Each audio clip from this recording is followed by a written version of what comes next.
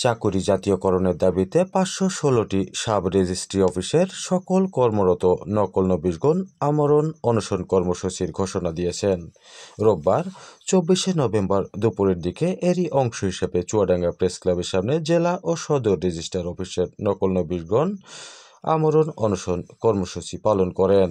দাবি আদায় না হওয়া পর্যন্ত এ কর্মসূচি অব্যাহত থাকবে বলে তিনারা জানান। চলমান কর্মসূচিতে রয়েছেন চুয়াডাঙ্গা সদর উপজেলার সাব রেজিস্ট্রি অফিসের নকল নবিশবৃন্দ। সারা দেশের নেই বাংলাদেশ এক্সট্রা মহড়ার নকল নবিশ অ্যাসোসিয়েশন চুয়াডাঙ্গা সদর শাখার আয়োজনে এক দফা দাবিতে এ কর্মবিরতি পালন অব্যাহত রেখেছেন। ফলে বেকায়দায় পড়েছেন সেবা নিতে আসা শত শত সেবাগ্রহীতা।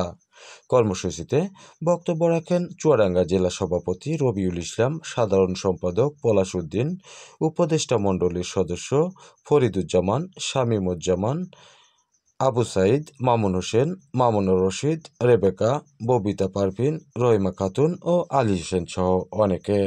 যৌক্তিক দাবি আদায়ের লক্ষ্যে দীর্ঘদিন ধরে এ আন্দোলন চালিয়ে যাচ্ছেন বলে বক্তারা জানান।